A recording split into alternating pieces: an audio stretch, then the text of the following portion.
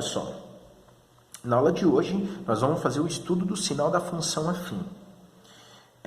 Eu trouxe aqui uma situação problema para que nós tenhamos condições de desenvolver a parte teórica. Então, imagine assim. Jorge vende pastéis todos os domingos lá na feira. E para isso, ele vai lá no supermercado, compra todos os ingredientes. E com isso, ele tem um custo de R$200. E aí ele decidiu que cada pastel que ele vai vender, ele vai cobrar R$5. Várias perguntas podem ser feitas aqui, mas eu separei apenas duas. Quantos pastéis precisam ser vendidos para que haja lucro? Ou quantos pastéis, no mínimo, precisam ser vendidos para não ter prejuízo? Para resolver situações como essa aqui, nós temos que fazer o estudo do sinal da função do primeiro grau, que é a função afim. Bom, primeira coisa, a quantidade de pastéis que ele vai vender, a quantidade de pastéis nós podemos chamar de X. Tá bom? O custo que ele teve para... Qual foi o custo que ele teve? Ele teve um custo de R$200. Ele teve um custo de R$200. E o que ele disse? Ele falou que ele vai vender, a venda, ela vai ser expressa em função da quantidade de pastéis. Então, eu posso dizer que essa venda vai ser igual a 5x. Porque é 5 multiplicado pelo total de pastéis. Ótimo. E sabemos que para obter lucro, nós temos que fazer o seguinte. O que é o lucro? O lucro nada mais é do que o valor que você arrecada com a venda, menos o valor que você teve com o custo. E o lucro tem que estar em função da quantidade de pastéis. A venda está em função da quantidade de pastéis. E o custo é algo fixo, que nesse caso é 200. Então, podemos dizer que o lucro é igual. Quem é a venda? A venda é 5x. Então, é 5x menos 200. E isso que vocês estão vendo agora é a modelagem de uma equação do primeiro grau. Está aí. A modelagem de uma equação do primeiro grau. Então, o que eu tenho que fazer? A gente vai fazer o gráfico dessa função. A gente vai ter que fazer o gráfico dessa função. Então, está aqui. Vamos fazer o gráfico dessa função. Primeiro, o gráfico. Ótimo. Porque com o gráfico a gente consegue explorar muitas coisas. Então, eu primeiro tenho que encontrar o zero da função. Certo? Como é que se encontra o zero da função? Igualando a função a zero. Então, 5x menos 200 tem que ser igual a zero. 5x tem que ser igual a 200, e 200 dividido por 5 é 40. O que isso significa? Significa que se ele vender 40 pastéis, ele não vai ter lucro e nem prejuízo. Tá? O lucro vai ser zero. Ótimo. Então, se eu for construir o gráfico, eu sei que esse cara aqui, quem ele é? Ele é o zero da função. Ele é o zero da função. Então, se eu for construir o gráfico, olha aí. Aqui vai representar o lucro, tá? O lucro em função de x.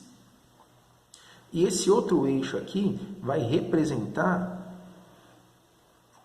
a quantidade de pastéis. Os pastéis. O número de pastéis. Então, repara, se ele vender 40 pastéis, lembrando que se aqui é menos 200, aqui é menos 200, porque sempre corta o eixo y no termo independente. Isso aí vocês já viram, né? Então, aqui é menos 200. Então, se eu for construir o gráfico, vai ficar assim.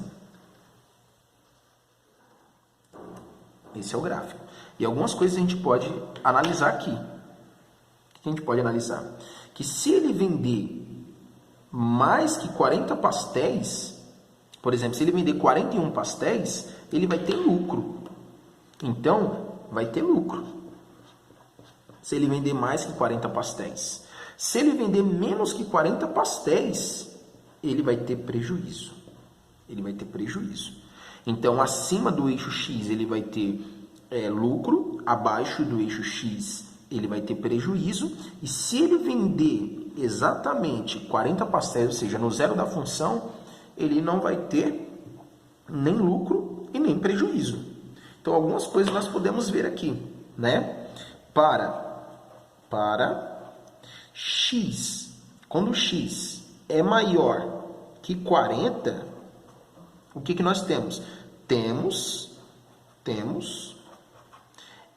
L de X, que é a função, maior que zero. Para X menor que 40, ou seja, se ele vender menos que 40 pastéis, temos que o lucro dele vai ser o quê? Menor que zero, vai ser negativo. E se ele vender 40 pastéis, temos que o lucro dele vai ser igual a zero. Estudar o sinal da função é fazer essa análise, é verificar para quais valores do domínio ela vai ser maior, vai ser menor ou igual a esse zero da função, que nós acabamos de descobrir, a essa raiz. Bom, pessoal, aqui está um esquema prático que vai facilitar muito a nossa vida. Calma, eu sei que ainda você não entendeu tudo, tá tudo muito embolado, fica tranquilo, porque quando a gente chegar nos exemplos vai ficar muito mais claro. Mas é importante que você tenha essa noção algébrica aí e que você consiga interiorizar ela legal. Vamos lá. Quando eu faço o estudo do sinal de uma função do primeiro grau, eu só tenho dois possíveis desenhos. Ou ele vai ser assim, tá? O gráfico da função vai ser desse formato ou nesse. O que vai depender? Vai depender da taxa de variação, que é o coeficiente angular. Professor, eu esqueci quem é o coeficiente angular. É aquele coeficiente que multiplica a variável, tá? Então, quando que ela vai ser crescente? Quando ela for positiva, então o desenho vai ser assim. Quando ela vai ser decrescente? Quando for negativa, ela vai ser nesse formato aqui. Então, primeiro vamos analisar o crescente. Então, vamos lá. Eu coloco uma função onde a taxa de variação é positiva. Se for positivo, o desenho é esse. E o gráfico é esse desenho. E esse ponto aqui que eu marquei R, significa que é a raiz da equação, né? Porque quando é igual a zero, eu vou ter esse R como raiz. Se eu escolher valores de x no meu domínio aqui que seja maior que esse R aqui, ou seja, que esteja à direita desse R, eu vou encontrar imagens positivas. Se eu pego um valor no meu domínio que seja menor que esse R, eu vou ter imagens negativas, e se eu pego o próprio R, eu vou ter que a minha imagem é igual a zero. Tá bom? Então, se for crescente, é essa análise que você vai ter que fazer, que está aqui, ó. Tá bom? Do seu lado esquerdo aí. Muito bem. Agora, vamos analisar se for decrescente. Se for decrescente, o desenho é nesse formato, e você consegue ver facilmente se é decrescente só olhando para o coeficiente da taxa de variação, que é o Azinho. Então, se o x for maior que esse R aqui, então a sua função ela vai ser negativa. Olha lá, se você pega um valor do domínio que seja maior que esse R, você vai ter uma imagem negativa. Se porventura você escolhe um valor desse domínio aqui que seja menor que esse R, ou seja, esteja à esquerda, você vai ter uma imagem positiva. E se você escolher este R, que é o zero da função, então significa que a sua imagem vai ser zero. Se ficou muito confuso ainda, segue alguns exemplos. Aqui eu tenho uma função e eu quero fazer o estudo do sinal dessa função. Vamos fazer por partes. Primeiro, vamos descobrir o zero dessa função. Então, eu pego a função igual a zero. Igual a zero.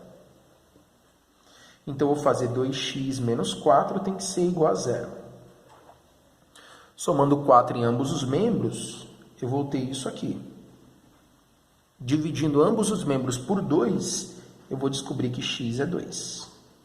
O que significa que o zero da minha função é o x valendo 2.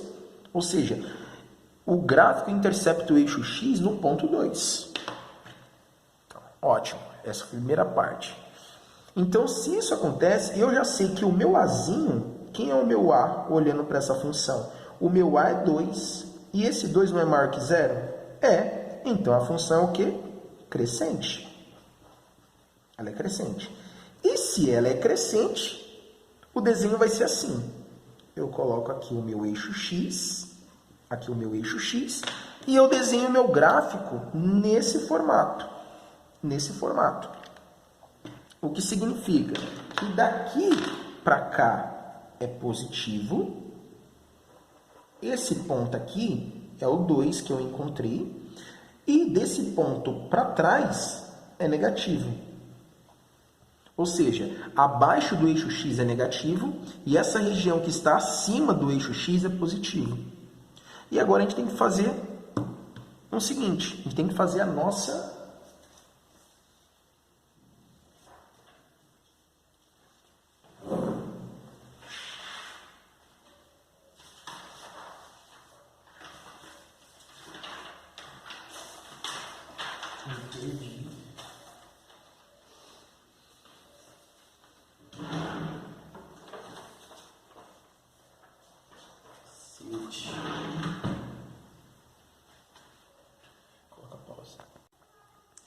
Bom, agora você só vai ter que fazer a análise geral, escrevendo da seguinte maneira. Então, agora o segundo é fazer a análise. Faz a análise. Então, eu já fiz aqui o zero da função, vi que ela é crescente, fiz o esboço do gráfico, agora é só fazer a análise. Como é que vai ficar essa análise? Assim, para x, ou seja, se eu escolho um valor nesse domínio que é maior que o número 2, então a sua imagem, o seu f de x vai ser positivo. Agora, se você escolhe um certo x menor que 2, então a sua f de x vai ser negativa, vai ser menor que 0. E se você escolhe, dentro desse domínio, um x valendo 2, então a sua f de x é igual a 0. Não foi tranquilo? Então, recapitulando.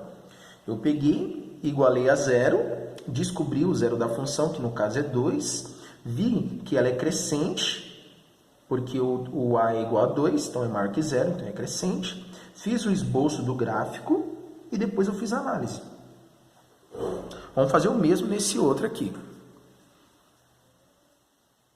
Bom, fazendo a mesma coisa. Primeiro, vamos descobrir o zero da função. Descobrir o zero da função. Então, eu pego aqui, ó, menos 3x mais 6 tem que ser igual a 0. Vamos resolver. Menos 3x, esse 6 está positivo, vem para cá negativo. Multiplico tudo por menos 1. 3x, aqui é 6. Dividindo o 6 pelo 3, eu encontro que x é 2. Ótimo. Então, eu descobri que o zero da função, nesse caso, por coincidência, deu 2 também. Gente, foi coincidência, tá? Agora, vamos ver quem é a taxa de variação. Quem é o A? O A, nesse caso, é menos 3, que é esse carinha que está aqui. Mas, espera lá, isso aqui é menor que 0. Se isso é menor que 0, significa que você tem uma função que ela é decrescente. Ela é uma função decrescente. Ótimo. O que eu faço agora? Eu venho, faço a minha reta representando o eixo das abscissas. Só que agora o meu gráfico vai ser assim, ó, é o contrário. É o contrário. Eu mostrei um esquema prático para você na tela anterior. Então, o que significa? Aqui é o eixo X. Abaixo do eixo X, que é essa região que está aqui, ó, toda essa região, abaixo do eixo X, Isso aqui vai ser o quê? Tudo negativo. Negativo. A região que está acima do eixo X, a região que está acima do eixo X, que é essa aqui, ó, essa região toda que está acima do eixo X, ela vai ser o quê? Positiva. Positiva. Tudo positivo. E quem é esse ponto que está aqui? Esse ponto que está aqui é o 2, que é o zero da função. Vamos fazer a nossa análise? Então, segundo, vamos fazer a nossa análise. É só escrever de maneira algébrica. Então, para x maior que 2, então assim, se eu escolher dentro desse domínio um número que é maior que o número 2, então você vai encontrar um f de x menor que 0. O que significa? Por exemplo, pegue lá um número maior que o 2, o 3, por exemplo. Coloque aqui dentro no lugar desse x. 3 vezes menos 3 é menos 9. Menos 9 mais 6 deu menos 3. Ou seja, para qualquer valor que você colocar dentro dessa função que seja maior que o 2, a imagem vai ser negativa. Eita, eu babei. Agora, para x menor que 2. Se eu escolher um valor menor que o 2, por exemplo, o 1, e substituo no lugar de x, significa que a minha imagem, que é a minha f de x, ela vai ser o quê? Positiva. Ela vai ser positiva. Olha lá. Ela vai ser positiva. E se eu escolho um x igual ao 2, então a minha f de x é igual a 0. E é assim que a gente faz o estudo do sinal de uma função do primeiro grau. Agora eu vou trazer aqui 2 exercícios para que você tente fazer sozinho. E depois eu volto com a solução. Agora é a sua vez. O item C e o D você vai tentar fazer sozinho. Daqui a pouco eu vou mostrar aí a solução. Eu não vou fazer o passo a passo, eu só vou mostrar a solução de maneira direta para não ficar um vídeo muito extenso. Então tentem aí. Olha aí, será que você conseguiu acertar? Veja bem, não vou tratar passo a passo aqui, depois você analisa com cuidado, é só pausar o vídeo aí e ler linha por linha. Alguns detalhes eu quero tratar aqui. Primeiro, aqui na letra C, estava menos x mais 4, eu acrescentei com a canetinha laranja um 1. Quando não tiver nada, a gente põe um 1 aí. Então, significa que a taxa de variação é menos 1, tá bom? Esse era o detalhe. Nesse outro caso aqui, eu não coloquei normalmente é sempre colocado taxa de variação vezes a variável mais o termo independente. Eu fiz ao contrário. Fiz assim, só para verificar se você tem essa percepção de quando eu mudo os termos aí. Porque o que vale é que a taxa de variação é o número, é o coeficiente que está multiplicando a variável. Então, não é o menos 5, é o meio. 1 sobre 2, tá bom? Bom, galera, espero que você tenha entendido. Se inscreve no canal para que você seja notificado aí toda vez que eu postar um vídeo novo. Então, ativa o seu sininho para você ser notificado. Fique com Deus e um forte abraço.